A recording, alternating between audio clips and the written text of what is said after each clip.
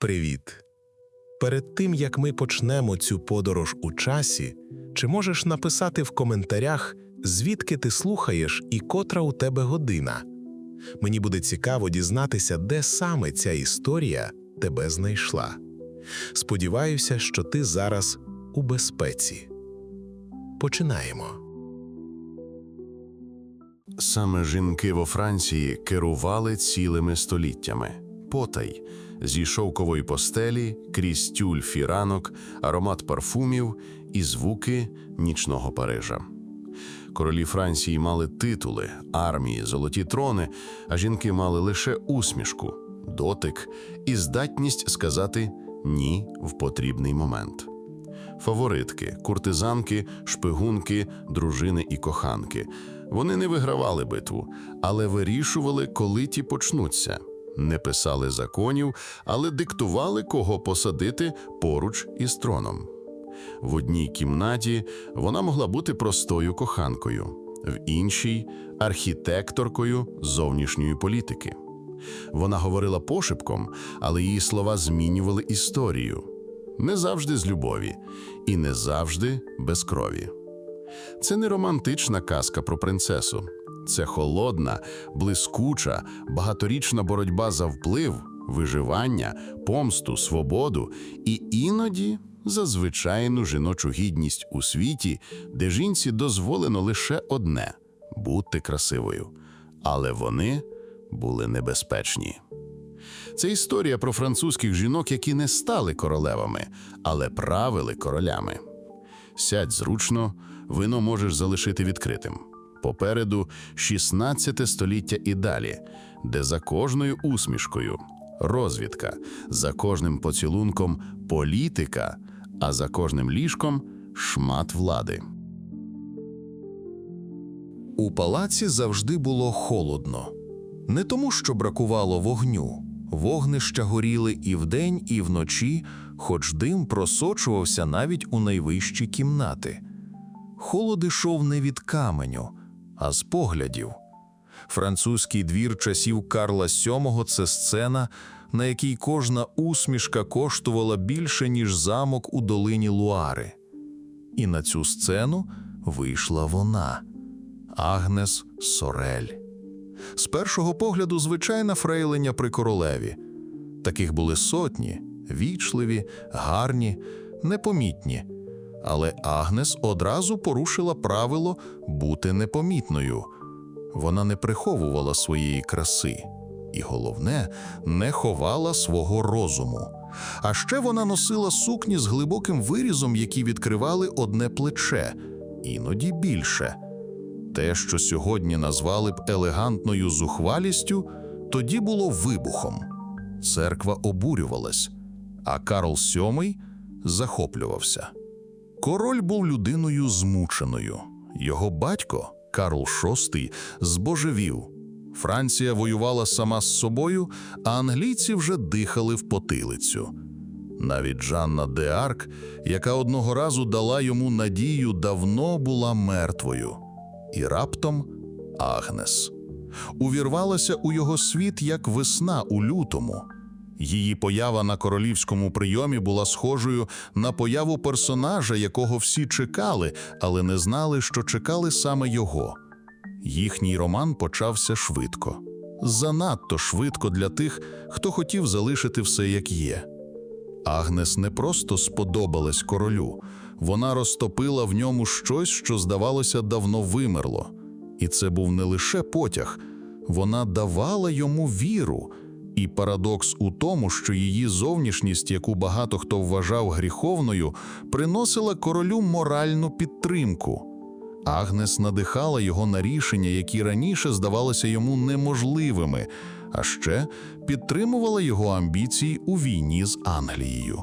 Вона не мала офіційного статусу, але вже через рік її почали називати «Метрес ен тітр», тобто «головна коханка». Вперше в історії Франції цей титул стає напівофіційним. Агнес не була королевою, але з'являлася на церемоніях в діамантах. Їй надавали землі, вона мала свій двір, а головне, вона мала доступ до королівського вуха.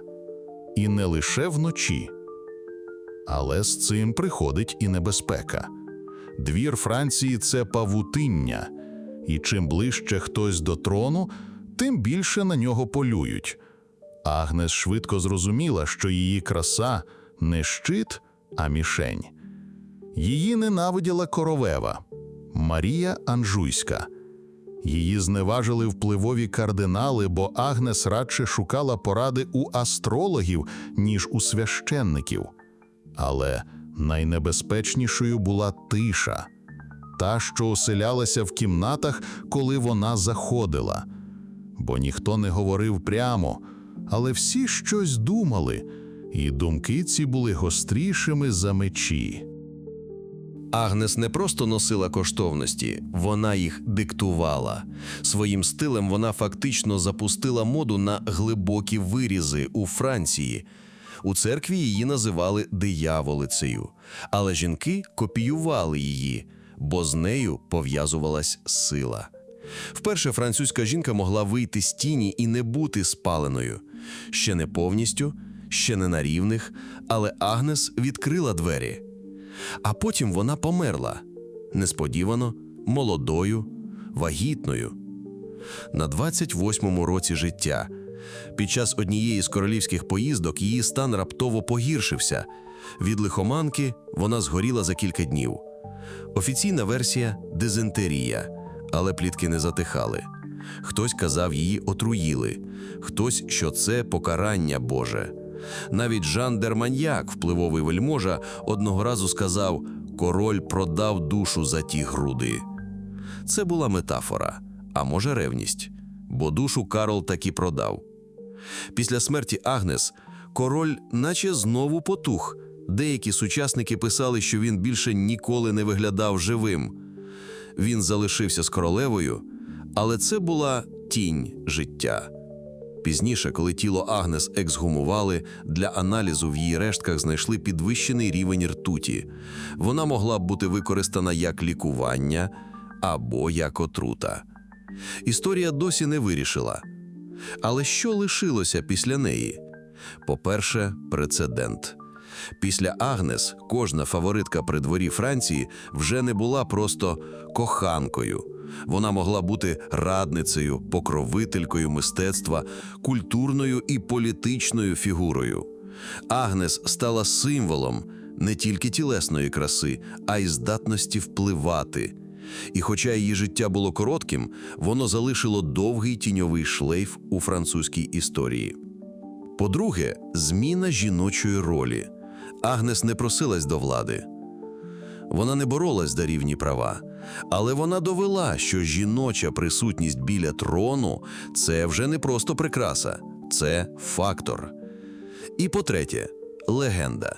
У французькій культурі ім'я Агнес стало синонімом жінки, яка кохає щиро, але впливає глибоко, не через інтригу, не через отруту, а через присутність, через очі, голос, ідеї і через здатність бути жінкою там, де цього боялись. Їй було 38, коли йому 15. Її тіло вже вивчали зморшки, але вони не мали влади над її поглядом. Його голос ще ламався, а думки плавали між уроками риторики та втомленими ідеалами. Вони зустрілись не випадково. У палацах немає випадкових зустрічей. Є вибір. І він вибрав її. Генріх II, майбутній король Франції, з дитинства жив у тіні. Син Франциска І, улюбленого монарха Ренесансного двору, він зростав у ворожому середовищі, принижений, ізольований, холодний. Полон у Іспанії у віці 8 років залишив у ньому не шрами, рани. Саме тоді, коли хлопчик найбільше потребував тепла, його зустріла вона – Діана де Пуатьє. Вона обійняла його, поклала руку на голову, дала погодувати з рук і з того моменту стала для нього всім – матір'ю, другом, ідеалом, жінкою, заради якої варто дихати. Вона була вдовою вищого аристократа, вихованою, стриманою, впевненою в собі. Французька класика втілена у плоті. Її манери були бездоганні, мова точна, дотики рідкісні, але ефективні. Вона не спокушала, вона дозволяла хотіти. Генріх, молодий і ще недосформований, вчепився у неї як людина в ураган, не для того, щоб перемогти, а щоб не впасти. Коли Генріх став дофіном, а потім королем, Діана вже була глибоко вбудована у структуру його свідомості. Нею він радився, з нею ділив страхи. Його дружина Катерина Медічі була знатна, але невидима. Вона народила йому дітей, залишалась на своєму місці, але поруч із ним сиділа Діана. Усі це знали, і ніхто не міг нічого зробити. У французькому дворі 16 століття слово «фаворитка» вже не викликало шоку. Але Діана – це був не статус, це була епоха.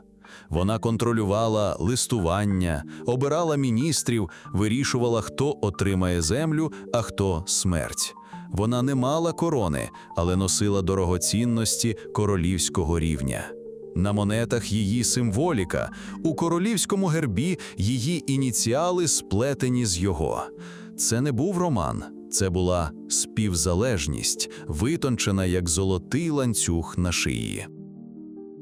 Вона купалася в холодній воді щоранку, пила золото в рідкому вигляді, як еліксир молодості. Діана була одержима вічністю, і їй це вдавалося. Художники зображали її як богиню. Вона справді виглядала як ідеал – висока, граційна, з прямим поглядом і ніжною, але владною усмішкою. У час, коли жінка з інтелектом повинна була мовчати, вона говорила, і її слухали. Генріх обожнював її. Навіть коли одружувався з Катериною, він не залишив Діану. Навіть коли народжувалися спадкоємці, саме Діана вирішувала, кого допускати до малечі. У документах – дружина, в серці – коханка і в державі – регент без титулу. Катерина, глибоко ображена, чекала. Вона вивчала алхімію, дивилась тіні, нічого не робила, але все запам'ятовувала, бо вона знала – усе минає, навіть Діана. Цей момент настав у 1559 році. Генріх II загинув на турнірі. Його спис випадково пробив шолом, уламок увійшов у око, в мозок, і він помер у муках, думаючи, як казали сучасники, не про дружину, а про Діану. І тут усе зламалося. Катерина вмить взяла контроль. У перші дні після смерті короля вона вигнала Діану з двору, примусила повернути усі коштовності, подаровані Генріхом, заборонила їй бачити дітей, а головне – стерла її ім'я з офіційної історії настільки, наскільки дозволяли можливості. Діана пішла в вигнання. У її маєтку вона доживала, поступово втрачаючи ту силу, яка зробила її легендою. Але навіть у забутті вона залишалась міфом. В історії Франції більше не було жінки, яка керувала настільки явно, відкрито, владно і настільки ефектно. Її смерть не була гучною. Вона померла, як і жила, без істерики, з гідністю, у шовках і тиші. Але образ її залишився у портретах, у листах, у монетах і у страху тих, хто бачив, на що здатна жінка, яку не стримує страх. Діана де Пуатьє не просто фаворитка, вона втілення того, чого найбільше боїться влада в обличчі жінки – впевненості, витонченості і спроможності залишатися собою навіть під тиском трону. У день її весілля вся Франція зітхнула з полегшенням. Нарешті дофін одружується, але в той самий день Італія плакала. Юна флорентійка, що народилась у тіні банкірів, тепер стане частиною гри, де правила не прописані, а фігури зникають уночі. Катерина Медічі, дівчина з потужного, але не королівського роду, увійшла у Францію, як ходить у темну кімнату, з усмішкою, не знаючи, звідки прилетить перший удар. Її чоловік Генріх, хоч і був майбутнім королем, ніколи не дивився на неї, як на жінку. Поруч із ним завжди стояла Діана де Пуатьє, витончена, мудра старша фаворитка.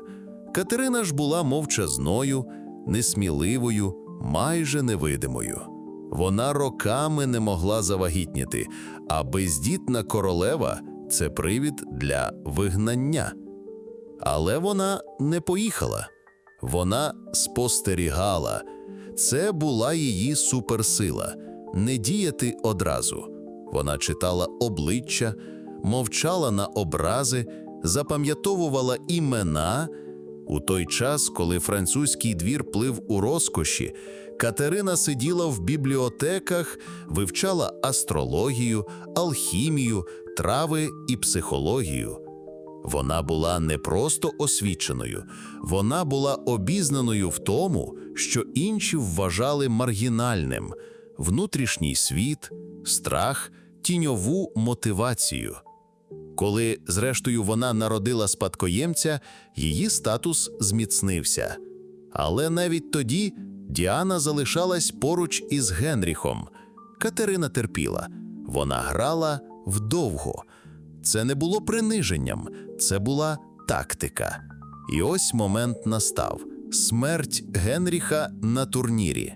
Катерина не плакала на очах, вона вдягла чорне, а потім сіла у тронному залі як регент при малолітньому Франциску II. Тепер уся влада в її руках. Діана де Пуатьє вигнана, двір змінено. Почалося нове правління. Правління жінки, яка все життя готувалась не до любові, а до контролю.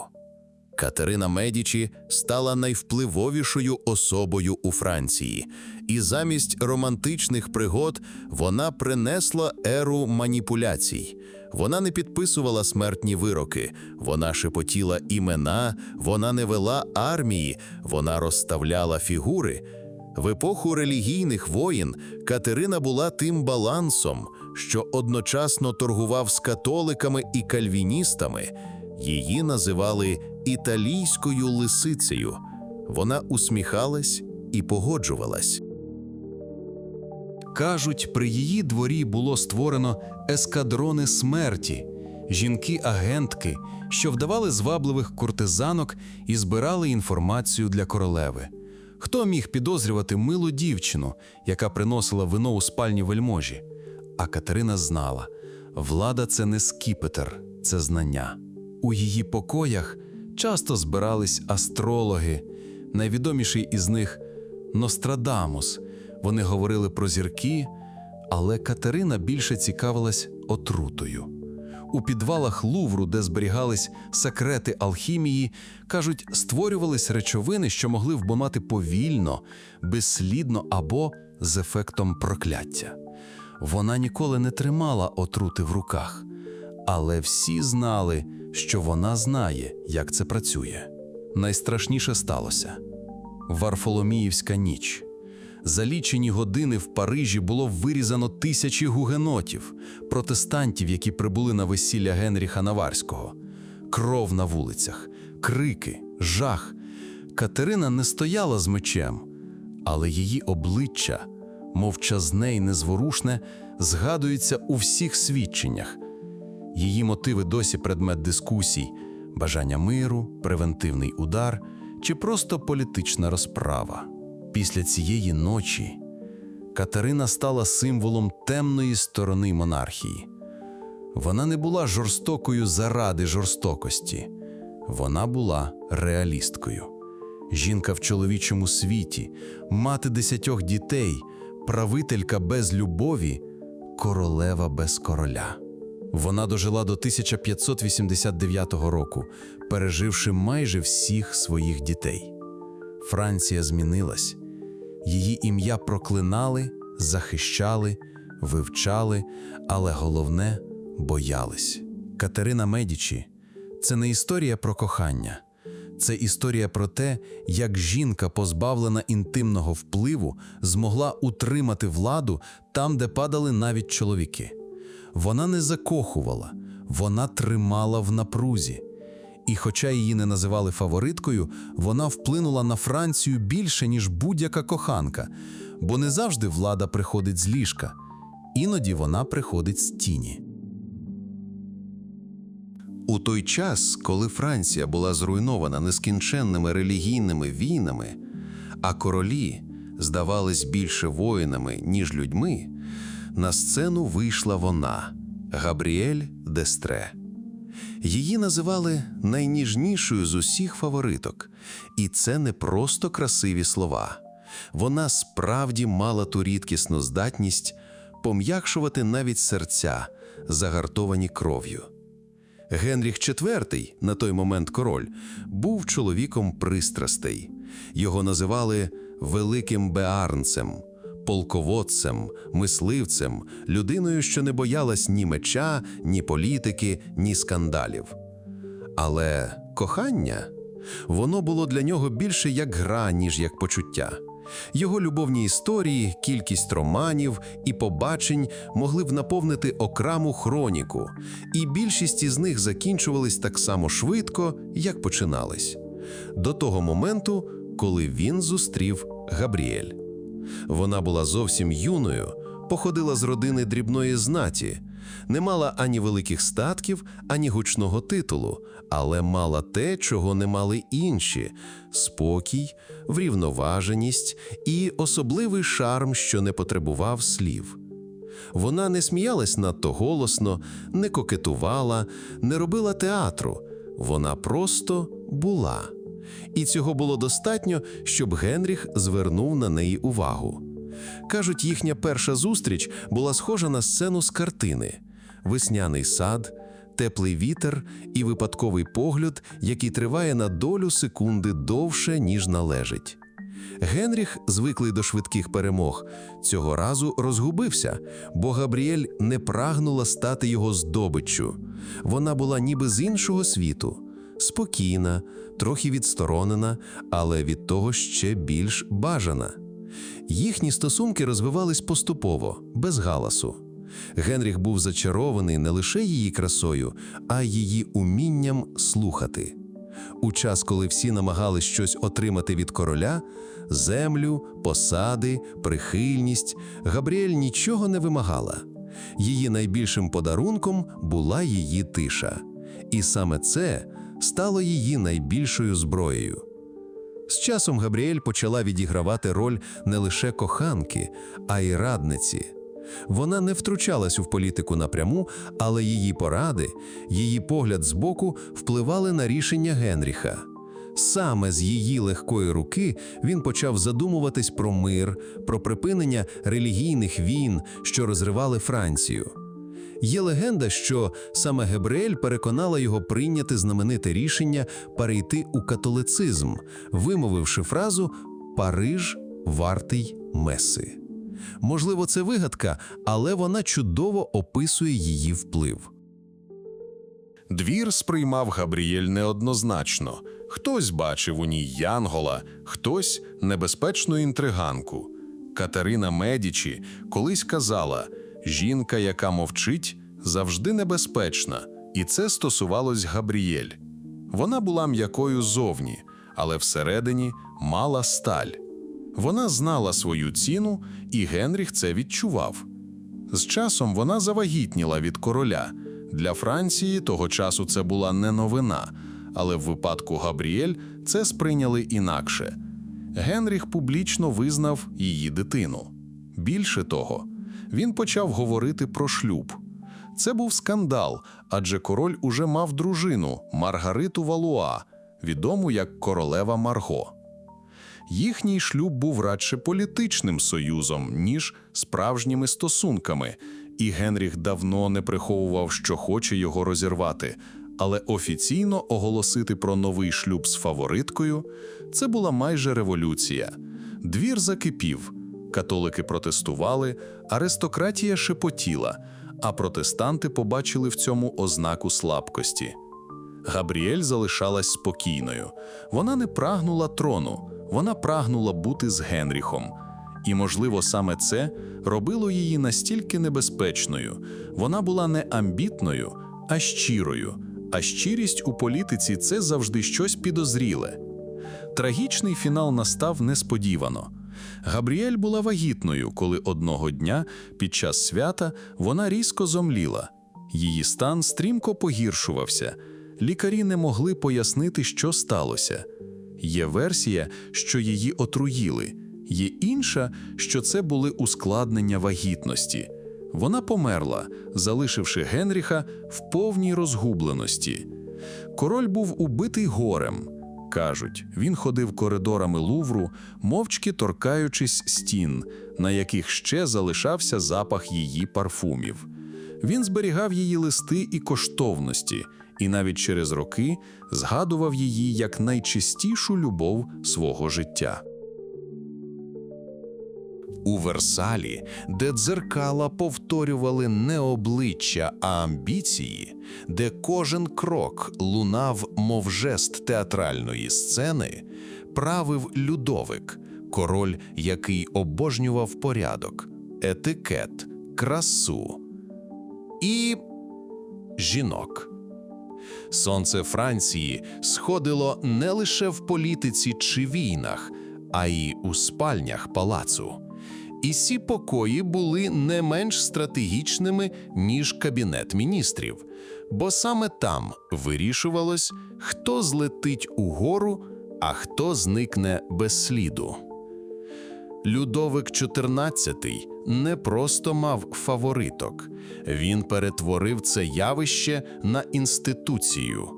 Кожна з них – це не лише історія про пристрасть, а про вплив, тонку гру, палацові інтриги і політичні зрушення. І найвідоміші серед них мадам де Монтеспан та мадам де Ментенон. Дві жінки, що стали двома протилежними полюсами його пристрасті. Одна як буря, інша як тиша після грози. Франсуазі Атенаєс де Рошуа, маркіза де Монтеспан увірвалась в двір як комета. Вона була не просто красива, вона була яскрава, дотепна, гостра на язик, театральна. Вона не соромилась свого тіла, своїх бажань і свого місця в серці короля. І Людовик був зачарований. Їхній роман став справжнім вибухом, пристрасним, гучним, публічним. Монтеспан не ховалась, вона панувала. Її апартаменти в Версалі розташовувались поруч із королівськими.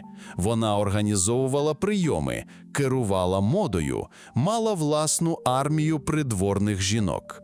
Вона народила королю кількох дітей, яких офіційно визнавали. І, здавалось, вона непохитна. Але чим вище злітаєш, тим більше очей спостерігають, де ти оступишся.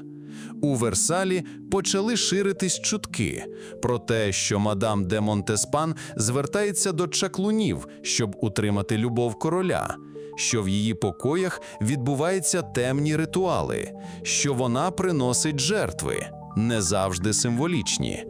Почалась епоха, що згодом отримала назву «Справа про отрути» – скандал, який вразив увесь двір. Десятки жінок і чоловіків було арештовано. Частина зізнавалась під тортурами.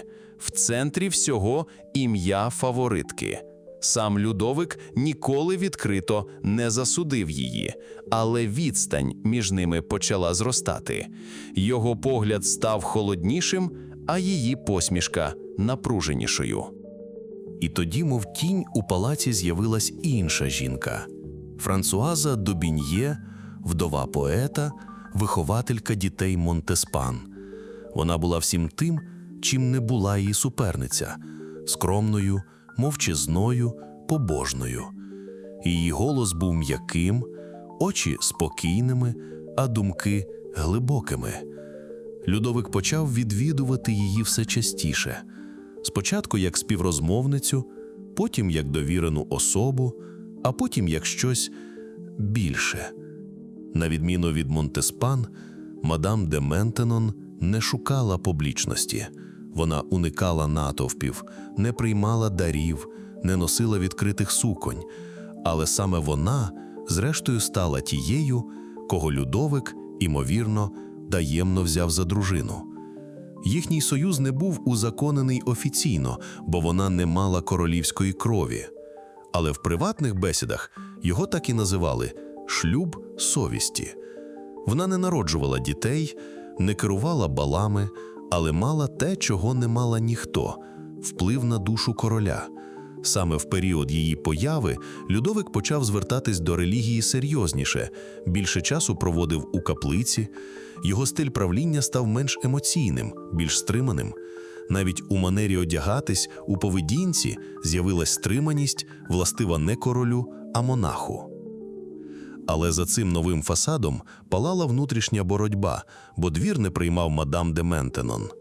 Для аристократії вона була невиразною, нудною, сірою мишкою, для церковників занадто впливовою, для фавориток – загрозою. Вона залишалась самотньою, але незламною. А Монтеспан? Вона доживала свої дні в самоті. Її ім'я стерли зі стін Версаля. Її історію згадували пошепки. Вона стала тінню, привидом прасності, що згоріла сама в собі. Але навіть після падіння вона зберігала гідність, відмовлялась від жалю, писала листи, читала Біблію, згадувала, що значить бути зіркою в епосі, де зірки швидко падають. Ці дві жінки, Монтеспан і Ментенон, були двома сторонами однієї медалі. Одна – вогонь, що освітлює і обпалює, друга – попіл, що залишається надовго. І Людовик, великий король, схилився перед обома. У нього серці жила пристрасть і покаяння, гріх і надія. Історія Людовика та його фавориток – це не просто історія про любов. Це історія про владу, яку жінки здобували не через меч, а через погляд, не через наказ, а через мовчання. І в цьому мовчанні вся суть французького Версаля. Вже сам по собі 18 століття пахло духами, порохом і спокусою. Рококо ще пишно квітло на порцеляні та фресках, але під його рожевими рюшами вже ховалися гримаси смерті.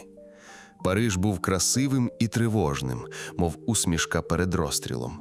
А у Версалі, ніби в останньому акті великої театральної вистави, з'явилась вона – Жанна Бекю, графиня Дюбаррі. Жінка, яка стала останнім яскравим феєрверком перед темрявою революції. Вона не мала ані знатного походження, ані гучного імені. Народилась у простій родині, яку самі парижани називали «з надто вільною мораллю». Її мати була швачкою, а сама Жанна з самого дитинства вміла спостерігати, як чоловіки дивляться на жінок. Вона розуміла цю гру ще до того, як навчилась писати. Вивчила її до тонкощів, до останнього подиху в паузі, до останнього натяку в погляді. І ця гра вела її з глухих вулиць Парижа до самого палацу Версаль. Її шлях до королівського ложа був непрямим. Він нагадував візерунок на килимі – красивий, химерний, іноді брудний. Вона працювала у модних крамницях, розмовляла з усіма від лакеїв до графів однаково граціозно. Вона вміла бути простою для простолюдина і витонченою для найвибагливішого аристократа. Її пристрасть, розум і гострий язик – усе було точно дозоване. Не надто, щоб злякати, але й не занадто мало, щоб забути. Усе змінилось, коли її представили Людовіку XV, королю, який, на відміну від свого прадіда Сонця, правив уже в сутінках монархії. Йому було вже за 50, він втомився від політики і від людей теж, але не від жінок. Його фаворитки приходили і йшли, а більшість із них залишали по собі лише серветки з парфумами та анонімні щоденники камеристок. Дюбарлі стала винятком. Її перша зустріч з королем, за легендою, відбулась на балу. Вона була в блідо-блакитній сукні, з білосніжним волоссям, укладеним у модну хмару. Вона не кланялась надто низько, не сміялась над його жартами, як інші, але подивилась прямо в очі. Трохи довше, ніж дозволяв етикет. І цього було досить. Людовік був зацікавлений. Але тут почались проблеми. Щоб офіційно зробити її фавориткою, треба було хоча б, щоб вона мала титул. А вона мала лише шлейф з чуток. Її поспіхом видали заміж за графа Дюбаррі, брата її коханця. Це було фарсом, що ніхто й не приховував. Але тепер вона мала титул. А із ним і вхід до королівської спальні. Дюбаррі не просто стала фавориткою, вона стала символом занепаду. Двір ненавидів її, вона була із вулиці. Її мова надто жива, її сміх надто голосний, її зачіски надто високі.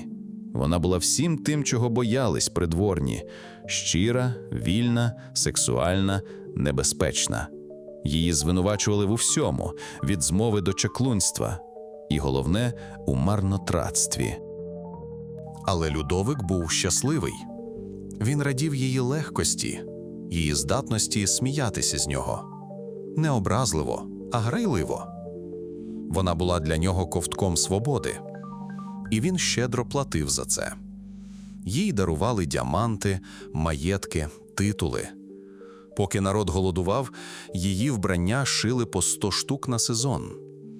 І все це було не тому, що вона цього вимагала. Вона просто знала, як це працює. У Дюбарі був розум. І саме тому вона не втручалась у політику. Вона не хотіла бути Монтеспан. Не давала порад, не мала друзів серед міністрів. Вона була насолодою, а не загрозою. Але саме це й дратувало багатьох. Вона не ховалась за масками. Її найбільша суперниця була вже мертва.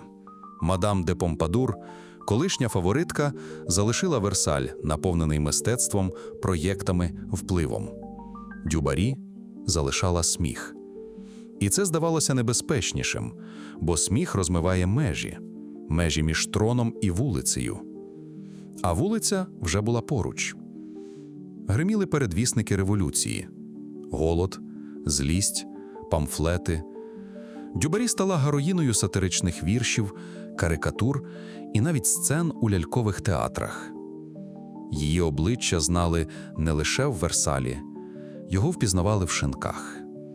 Коли Людовик XV помер, вона була вигнана з палацу в ту ж ніч. Їй наказали залишити прикраси, повернути плаття, мов би з неї знімали не шати, а саму історію. Вона поїхала в свій маєток у Лювеньєн, де жила майже як черниця. Але її ім'я все ще лишалось отруйним. Революція прийшла не лише до трону, а й до її дверей. Їй арештували. Суд був швидким. Її звинуватили в зв'язках із англійськими шпигунами, але насправді вона була символом ненависної епохи. Її вели на гільйотину під крики юрби, яка давно вже не пам'ятала, ким вона була. Кажуть, вона благала, плакала, обіцяли розповісти всі секрети. Але в революції немає милості. Жанна Дюбарі померла так само голосно, як жила. Але її постать досі не забута, бо в ній, у всій її простоті, щирості, сміху і трагічності зосередилась суть того, що було Версалем на порозі катастрофи. Вона не була святою, не була зрадницею. Вона була відображенням свого часу, прекрасного і жорстокого одночасно. У Парижі 17 століття, де пристойність носила маску пуританства, а розпуста – маску благородства, була одна жінка, що не грала ні за тими правилами – Нінон де Ланкло.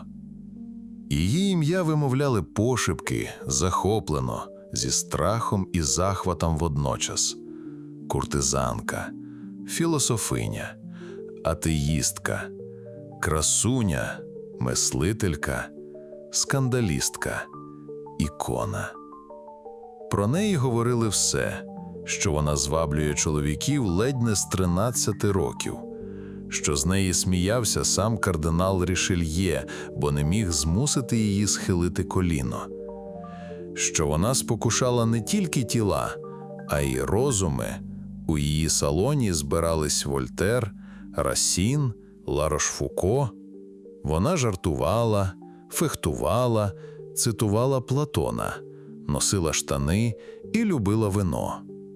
Її життя – як фехтувальний поєдинок зі смертю, витончений, граційний, небезпечний. Народилась Анна де Ланкло з благородної, хоч і збіднілої родини. Батько був музикантом і епікурейцем. Це важливо, бо саме він прищепив їй любов до насолоди і до свободи думки. У домі Ланкло не було місця для лицемірства, і маленька Нінон росла з ідеєю – жінка має право бути тим, ким хоче, навіть якщо весь Париж думає інакше. Її краса була не з тих, що шепочуть, вона кричала. Чорне волосся, зеленкуваті очі, усмішка, що могла розтопити свічку. Але головне – погляд. Спокійний, зухвалий, мов у людини, яка вже знає, що ти скажеш. І їй це не цікаво. Їй було 18, коли вона вперше вступила в гру, і ніколи не поступалась ні в елегантності, ні в дотепності, ні в честі. Нінон відмовлялась виходити заміж. «Шлюб – це в'язниця з золотими гратами», – казала вона. Вона не приховувала своїх коханців, але ніколи не дозволяла їм панувати. У її житті були герцоги, поети, мушкетери, філософи. Кожен з них залишався на сцені її життя лише стільки, скільки дозволяла вона. Але вона не просто кохала, вона виховувала. Її найвідоміший салон у Парижі став магнітом для чоловіків, які шукали не лише плоті, а й розуму. У її кімнаті сперечались про Вольтера, сміялись з Картезія, обговорювали мораль, релігію, свободу. І Нінон завжди була в центрі. Вона не дозволяла нікому вважати її лише красивою річчю. Її ворогами були не чоловіки. Їх вона роззброювала з легкістю. Її ворогами були суспільні правила. Жінка, яка не каялась, яка не ховалась, яка сміялась з церковної догми, така жінка була загрозою. І загрозу треба було ізолювати. Її арештовували, її виганяли з Парижа, її змушували мовчати. Але вона щоразу поверталась у тиші, в скандалі, у перемозі. Коли її кинули до монастиря за аморальну поведінку, вона писала трактати про свободу волі. Коли її цькували священники, вона запрошувала до себе єпископів і влаштовувала інтелектуальні дуелі. Її зневажали і обожнювали. Іронія полягала в тому, що її поважали більше, ніж багатьох святих. У зрілому віці вона відкрила школу для молодих жінок, де вчила їх не вишивати, а мислити. Її підтримували навіть ті, хто з нею не погоджувався, бо знехтувати її означало визнати власну обмеженість.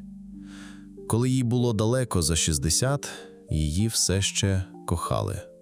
Один з молодих аристократів, якого вона виховувала з юнацтва, зізнався їй у коханні.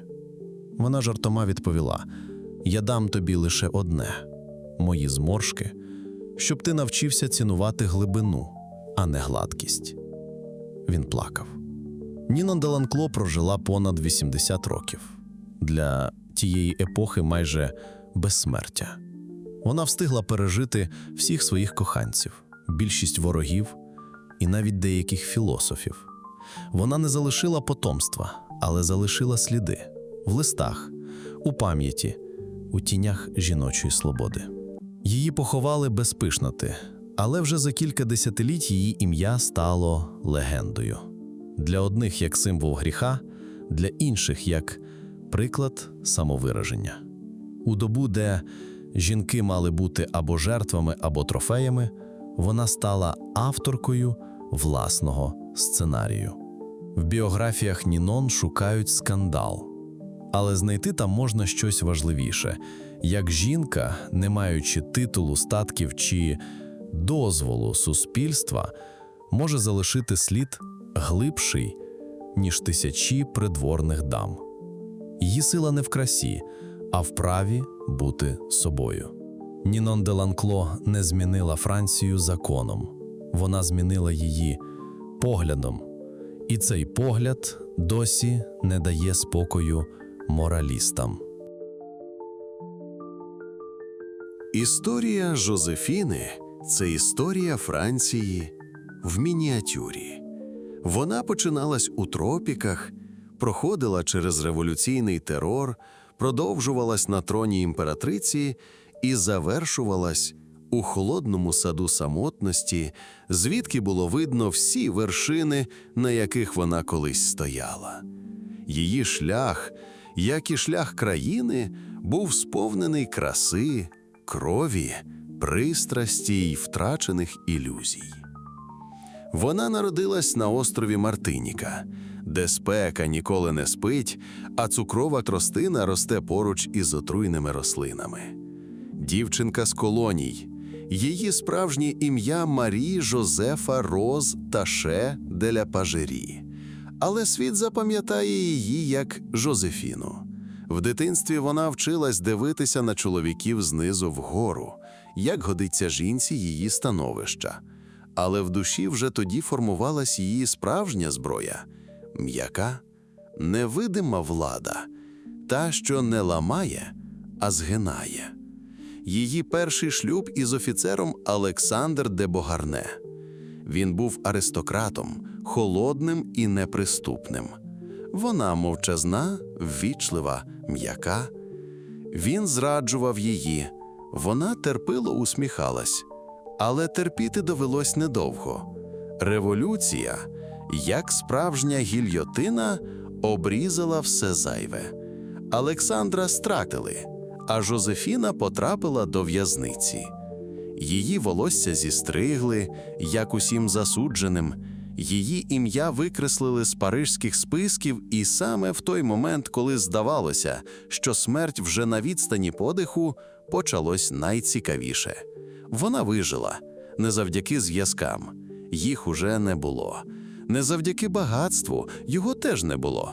Вона вижила завдяки тій самій м'якій силі, що рятувала її ще з дитинства. Вона вміла слухати, коли всі говорили. Вона вміла мовчати красномовно. Вона вміла бути поруч не тінню, а присутністю. Після тюремного досвіду вона стала ще небезпечнішою. Париж обожнював її. Її запах, ніжний, пудрово-екзотичний, залишався в кімнатах після її виходу, мов спогад про щось інтимне. Вона не була класичною красунею. Трохи старша, з коротким зростом, але з такою грацією, що наймолодші вельможі втрачали голову, не встигнувши її повернути. Тоді вона і зустріла його. Бонапарт – маленький корсиканець із очей фанатика. Він закохався не з першого погляду, а з першого листа. Він писав їй пристрасні, збуджені листи, наче боявся, що його кохання втече. Вона ж відповідала стримано, з обережністю жінки, яка вже бачила багато любові і ще більше брехні. Її старші подруги сміялись із цієї пари. Він – бідний, недосвідчений, молодший на 6 років. Вона – досвідчена, витончена із 2 дітьми. Але саме тому цей союз виявився вибуховим. Вона стала для нього тією опорою, якої він шукав усе життя. Не мамою, не коханкою, а точкою рівноваги між реальністю й амбіціями. Її голос заспокоював його паніку, її спокій охолоджував його гарячкові марення про владу. Їхнє весілля було скромним, але за кілька років вона вже йшла під куполом собору Паризької Богоматері, коронована самим Наполеоном. Ця сцена стала легендою. Він сам поклав корону на свою голову, а потім на її. Ніби казав: «Я імператор, але вона імператриця не менша за мене. Але влада як вино. Спочатку солодка, потім п'янка, а згодом токсична. Бонапарт все частіше дивився не на неї, а на Європу. Йому було замало кохання, він хотів спадкоємця, а Жозефіна не могла народити. Вона плакала, таємно зверталась до лікарів, шукала цілителів, але всі відповіді були однакові – ні. Це був вирок, і він розлучився з нею. Не через ненависть, навпаки, плакав на очах усіх, тримаючи її за руки. Він писав їй листи навіть після одруження з Марією Луїзою, а вона залишалась в його серці, мов старий спогад, що ніколи не зникає. Після розлучення вона оселилась в Мальмезоні, садибі, яку любила найбільше. Вона вирощувала троянди, збирала книги, приймала гостей. Її серце вже не кохало, але ще жило. Вона не скаржилась, не писала мемуарів, не намагалась виправдати себе. Її мовчання було гіднішим за сотні політичних промов. Коли Бонапарт був у засланні, він просив дозволити йому приїхати в Мальмезон. Йому відмовили, але коли він дізнався про її смерть, сказав лише одне – вона була справжньою імператрицею мого серця. І це була правда, бо всі його завоювання були тимчасовими, а вона залишилась. Жозефіна не вигравала битв, але вона вигравала серця, і не тому, що зваблювала, а тому, що була собою, м'якою, але твердою, красивою, але живою, слабкою, але непереможною. У родині Бонапартів не було місця для посередності. Вони або злітали, або падали. І Поліна Бонапарт не була винятком. Вона була блискавкою в формі жінки, яскрава, непередбачувана, така, що освітлює все навколо, навіть якщо спалює власну тінь.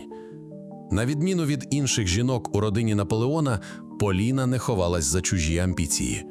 Вона мала власну красу, власну волю, власну пристрасть до скандалу. Про неї казали, якби Поліна не була сестрою Наполеона, вона була б його ворогом або коханкою. Слова жорстокі, але недалекі від істини, бо її роль у світі завжди була гранично суперечливою. Вона була найулюбленішою сестрою імператора, може тому, що не просила в нього нічого крім свободи, а може тому, що вміла тримати увагу. Її краса була легендарною. Тіло, мов з мармуру, лице, мов з італійського полотна, манери, як у жінки, яка знає, що правила створені не для неї. Вона була втіленням античної богині, і вона це знала. Не дивно, що скульптор Антоніо Канова увічнив її у вигляді Венери, оголеної, розслабленої, з посмішкою, яка казала «Дивись, але не торкайся». Статуя шокувала Європу, як і сама Поліна, бо вона, не соромлячись, позувала оголеною. «Я маю прекрасне тіло. Хіба гріх дарувати його мистецтво?» – відповідала вона критикам. Це була її філософія – тіло не для каяття, а для захоплення. Її перший шлюб був із генералом Леклерком. Поліна тоді ще грала роль слухняної сестри, дружини, матері. Вона вирушила з чоловіком на Гаїті, де той мав придушити повстання. Вона жила серед тропічних хвороб, бруду, спеки. І вона вижила. Але Леклерк – ні. Він помер від жовтої гарячки, і Поліна повернулась до Франції вдовою, з дитиною і величезною самотністю в очах. І з того моменту вона вирішила жити лише для себе і для насолоди. Її стосунки, офіційні й неофіційні, заповнювали журнали пліток. Герцоги, художники, дипломати. Вона вибирала сама і ніколи не грала роль жертви. Її любовні історії були не падінням, а маніфестом. Жінка має право бажати й бути бажаною, без покарання. Другий шлюб із Камілло Боргезе, італійським аристократом, був більш політичним, ніж романтичним. Але навіть у цьому союзі вона зберегла незалежність. Вона жила в Римі, Парижі, Неаполі, куди хотіла, а не туди, куди мав їхати її чоловік. Вона носила прозорі сукні, купалась у молоці, курила сигари і не каялась. У сім'ї Наполеона її поведінка дратувала інших сестер. Жозефіна зітхала, Марія Анна обурювалась, сам імператор хмурився, але прощав, бо тільки Поліна приїхала до нього в заслання, коли його зрадили всі. Вона прибула на Ельбу не з дипломатичною місією, а як сестра, і принесла із собою не докори, а вина і спогади. Вона сиділа поруч із ним на березі, слухала його тіради, гладила по руці і мовчала. Її присутність була єдиною розкішшю, яку він ще міг дозволити собі. Її останні роки були тихішими, але не менш елегантними. Вона страждала від хвороб, але ніколи не скаржилась. Її відвідували художники, філософи, священники, але вона залишалась язичницею в душі. Вона казала: «Моє тіло належить землі, але мій дух – вогню». І це правда. Поліна померла молодо, але навіть у смерті її не забули. Її ім'я залишилось на сторінках мемуарів, у скульптурах, у шепотах французьких салонів. Бо вона не просила бути визнаною, вона просто була, і цього було достатньо, щоб залишитись. У ній поєднувались брань і свавілля, м'якість і виклик, безтурботність і відчай. Вона не була героїнею, але і не жертвою. Вона була Поліна. І цього було достатньо, щоб історія запам'ятала її не як сестру імператора, а як імператрицю власного життя. Габріель Шанель не народилась у розкоші. Вона не вийшла заміж за герцога, не успадкувала титул, не отримала політичної освіти. Її старт був ближчим до безодні, ніж до подіуму. Бідність, притулок, мертва мати, батько, що втік. Її дитинство минало під шорсткою ковдрою монастирської дисципліни. І саме звідти вона винесла свої перші символи – простота, чорно-білий контраст, стриманість, яка не просить, вона змушує. З тих перших років вона винесла іще дещо – ненависть до залежності.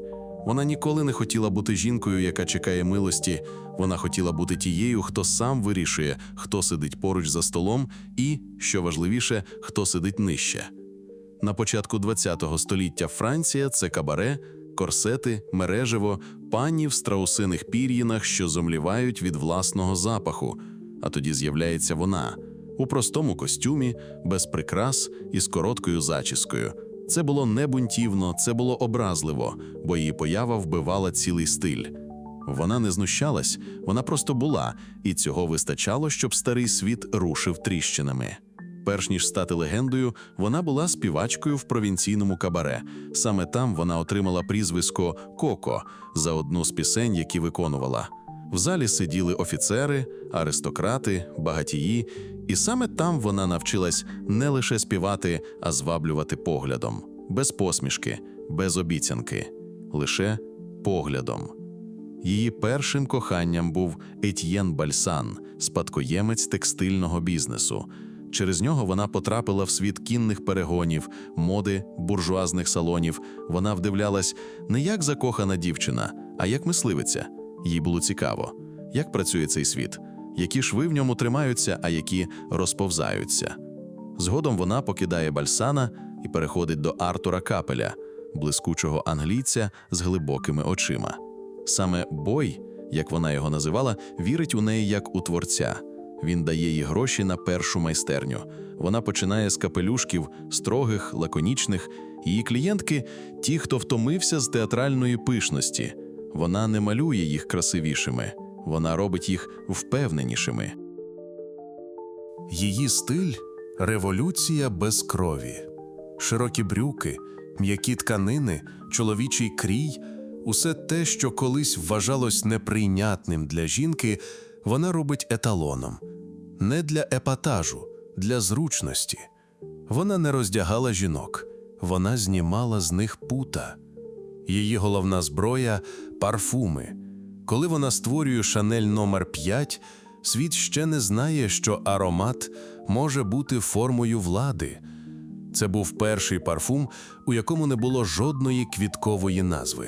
Лише число. Без романтики, без сентименту. І саме тому він став найромантичнішим у світі. Бо пахнув не квітами, а жінкою. Її кохання були багатозначні, короткі, пристрасні. Вона не тримала нікого біля себе надовго. Артур загинув в автокатастрофі. Вона не плакала на людях, але носила чорне до кінця життя. Вона мала романи з поетами, політиками, герцогами, але жоден із них не залишив на ній сліду. Вона завжди була поза контролем. Під час Другої світової її життя стало суперечливим. Є свідчення про її стосунки з німецьким офіцером. Дехто звинувачував її у колабораціонізмі. Інші казали, вона робила це, щоб вижити. Вона ніколи не виправдовувалась, і, можливо, саме тому її не знищили. Після війни вона зникає, але потім повертається. Старша, зморшкувата, але така ж пряма і точна. Вона знову відкриває дім Шанель і знову диктує стиль.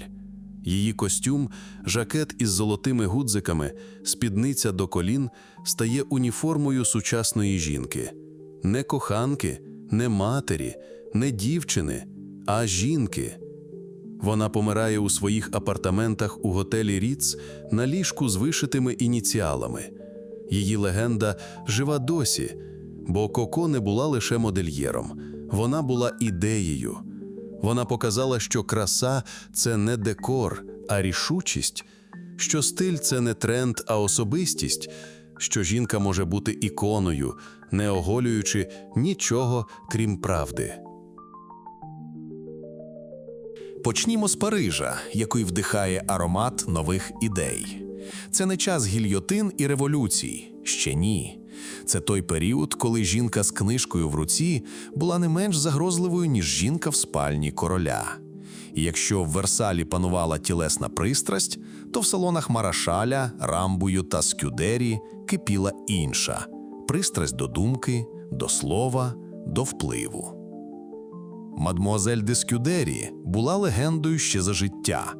Її гострий розум, тонке перо і вміння говорити так, щоб кожна фраза залишалася у повітрі як запах парфуму, зробили її жінкою, яку поважали, цитували і боялися. Вона була вже не молода, коли Париж уперше заговорив про неї голосно. Але час для неї ніколи не був ворогом. Її сила у вічності розуму, а не у юності шкіри. Її запрошували на зустрічі не через розріз сукні, а через гостроту думки. У її салоні звучали вірші, філософія, спірні ідеї, і все це під вуаль інтриги. Бо саме там обговорювали не лише поезію, а й те, з ким король проводив ніч, кого фаворитка хоче скинути, яка родина впаде наступною. Інтелектуальний Париж був не менш отруйним, ніж світ придворних інтриг. Але у де Скюдері була своя особлива зброя – листи. Її епістолярна майстерність межувала з магією. Вона писала так, що чоловіки втрачали голову. Дехто з них навіть зізнавався у коханні до неї, ніколи не побачивши її вживу. Бо їй було достатньо одного речення, щоб зачепити серце сильніше, ніж пестощі. Її роман «Клелія» був не просто книгою.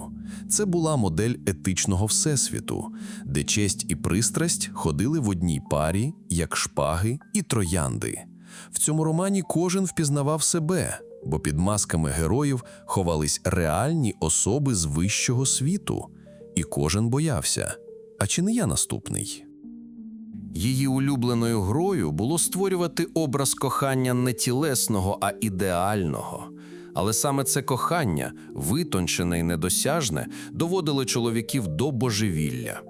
Бо тіло – це просто, а от коли тобі відмовляють, але водночас пишуть, мов доторком шовку, тоді ти вже не вільний, ти зачеплений, спійманий, розчавлений. Мадмуазель неодноразово звинувачували в надмірній впливовості. Її листи перехоплювали, її гости шпигували, але ніхто не міг нічого довести, бо Скюдері грала у вищу гру. Вона була не на сцені, вона писала сценарій. До її салону приходили навіть ті, хто зневажав жінок із амбіціями, але виходили вражені, зламані, полонені. Бо її мова була не лише інструментом, це була павутина. Вона плела її повільно, м'яко, без тиску, але якщо потрапив, вибратись уже неможливо. Один із дипломатів писав: «Я бачив її лише раз, і відтоді не можу читати інших листів без роздратування. Її стиль – як перший ковток вина після води. Його не забудеш». Інший визнавав, що після 2 її фраз забув мету свого візиту. Вона була не жінкою, вона була атмосферою. Таємниця її влади була у відмові грати за правилами. Вона не вийшла заміж, не мала фаворитів, не прагнула посади, але водночас у її салоні вирішувались більше, ніж в кабінетах міністрів. Іронія долі в тому, що в епоху, коли всі говорили про секс і владу, вона володіла другим, не торкаючись першого. Її інтимність була виключно інтелектуальною, і саме тому найнебезпечнішою. Кажуть, одного разу до неї прийшов молодий поет, сподіваючись на підтримку. Він був гарний, самовпевнений і з блискучими віршами. Вона вислухала, зробила паузу і сказала: «Ваші рими як нове взуття, блищать, але ще не пройшли жодного бруду». Поет більше не писав. Мадмуазель де Скюдері померла тихо, без гільйотин, без скандалів, без таблоїдів, але її образ залишився як доказ того, що в історії Франції були жінки, які не спали з королями, але диктували, з ким вони спатимуть далі. Париж другої половини 19 століття вже інший. Це не салони з мушкетерами, не віяла при дворі Людовика. Це місто афіш, шовкових панчіх, естетики декадансу і нової одержимості – театром. І ось на сцену виходить вона. Сара Бернар – ім'я, яке звучить як виклик, як ковток абсенту. Приємно, але запаморочливо. Народжена в бідності, позашлюбна дочка куртизанки, вона мала всі шанси зникнути в нетрях французького суспільства.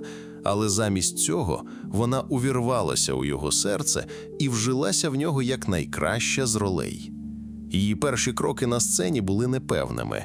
Навіть комедійний театр Франції, тодішня вершина акторського Олімпу, вважав її надто дикою. Але дика не означає слабка.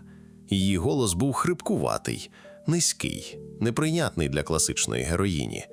А глядачі сходили з розуму, бо вона не грала, вона переживала. Її Жанна Дарк горіла не на вогнищі, вона горіла в очах. Її Гамлет був не просто чоловіком у чорному, а поетом смерті. Вона була першою, хто зіграв Гамлета жінку, не в костюмі, у суті. І саме це зводило з розуму публіку. Вона дозволяла собі те, що було недопустимим – грати ролі чоловіків, спати у труні, буквально, тримати вдома левеня, носити чоловічі костюми, бути лівшою в суспільстві правші. Вона не ламала правила, вона їх ігнорувала. Її життя – театр за межами театру. Вона подорожувала світом з виставами, отримувала листи від королів, дружила з художниками, спала з генералами, сварилася з президентами. Кожен, хто торкався її, ставав частиною легенди, але не мав шансів залишити на ній сліду. Вона була коханкою всіх і нікого. Вона говорила: «Я кохаю тільки себе. Інші – це просто гості». Але це була брехня, бо Сара кохала театр. Тільки він міг дати їй те, що не міг дати жоден чоловік – можливість вмирати щовечора і повертатися на поклін. Серед її найвідоміших коханців був принц де Лінь, бельгійський аристократ, який навіть хотів одружитися з нею. Але Сара, почувши це, встала зі свого знаменитого гробу і сказала: «Я вже замужня, за глядачем».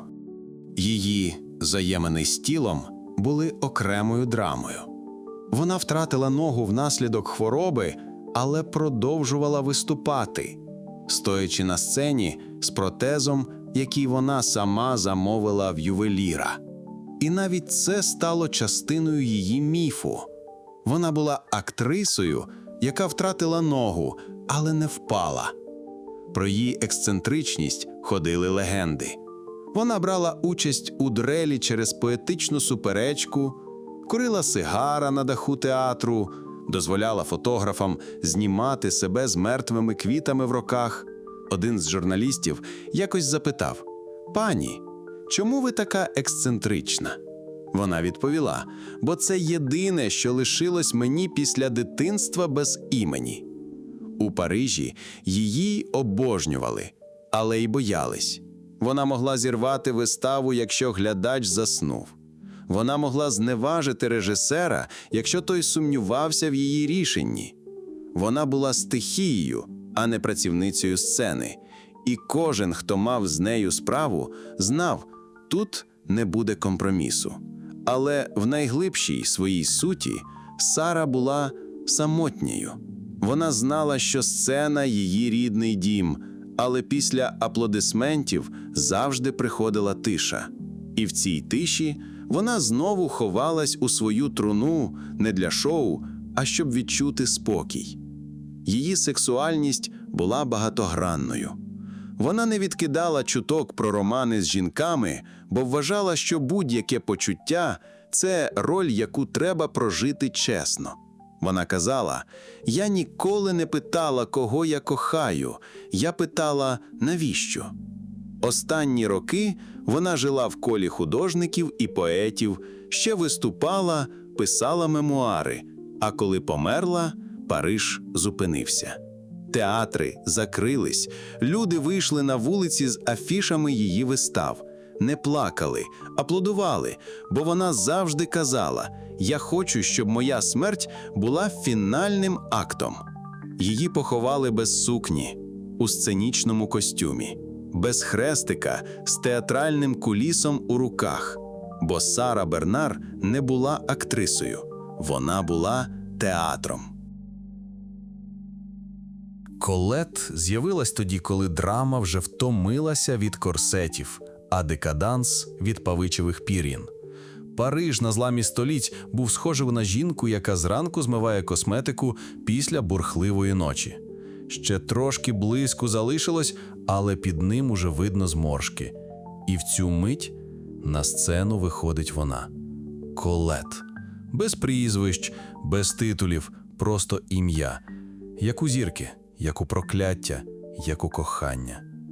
Народжена в Бургундії, у родині з мізерною перспективою, вона мала б залишитися сільською дівчиною з добрими манерами, але замість цього вона стала голосом. Голосом жіночого бажання, болю, насолоди, сорому і свободи. І саме цей голос буде звучати, коли замовкнуть палаци, фаворитки, гільйотини і мемуари. Її перший чоловік, письменник Віллі, побачив у ній більше, ніж просто дружину. Він побачив руку, яка писатиме для нього. Перші романи Колет виходили під його іменем. Вони були про дівчинку Клодін, химерну, сексуальну, інфантильну і зухвалу. Франція шаленіла, а Колет мовчала, бо знала – це лише початок. Коли вона нарешті звільнилась від чоловіка, то вийшла не просто на волю, вона вийшла на сцену в прямому сенсі, почала танцювати напівоголеною, з жінками, з блиском, з викликом. Її виступи забороняли, її поцілунки обговорювали в Сенаті, а вона лише посміхалась. Її тіло стало її інструментом. Але не як у фавориток Старого світу, які віддавали тіло заради доступу до трону. Ні. Колет робила навпаки. Вона кидала тіло в обличчя суспільству і питала, що тепер? Це було вже не про пристрасть. Це було про владу. І ніхто не був до цього готовий. У її романах жінки не мріяли про весілля. Вони мріяли про свободу. Вони могли страждати, зраджувати, старіти, залишатися на самоті і при цьому бути повноцінними. Вперше в літературі Франції жіноча самотність не виглядала як провал. Вона виглядала як вибір. Колет любила жінок, чоловіків, миті, запахи, голоси. Але більше за все вона любила писати. Її мова була як тіло після дощу, чуттєва, слизька, тепла. Вона не кричала, вона шепотіла, і цей шепіт змушував читача червоніти. Коли в Парижі почалась Перша світова, Колет уже була легендою. Але не зупинилась. Вона писала навіть у лікарняних палатах, біля ліжок вмираючих, на зворотах газет, бо знала, жодна війна не скасовує бажання. І навіть коли вона постаріла, навіть коли її тіло вже не було сценою, її перо залишалось кинжалом. У романі «Шері» вона описала любов між старшою жінкою і молодим чоловіком так, що критики розривались між обуренням і захопленням. Але вона лише піднімала брову. «Я просто описую життя. Це вам страшно». У старості Колет не втратила ані язика, ані цікавості. Вона вже була членкинею Гонкурівської академії, однією з найвідоміших письменниць Франції, але щоранку вставала, щоби писати. Про квіти, про сни, про запах шкіри, про те, що не вміщалося в словниках. Коли вона померла, католицька церква відмовилася відспівувати її. Занадто вільна, занадто тілесна, занадто скандальна. Але в Парижі їй влаштували державну панахиду. Ті самі, хто її забороняв, стояли під дощем із трояндами в руках. Бо Колет – це фінал всієї нашої історії. Вона синтез фаворитки і філософа. Вона тіло, яке говорить. Вона мова, яка торкається. І поки ми згадуємо Версаль, подушки королів, трони, що хитались під вагою бажань, десь у тиші залишається маленький стіл, на якому стара жінка пише: «Любов – це не війна, не обіцянка, не покора. Це момент. Іноді він триває все життя».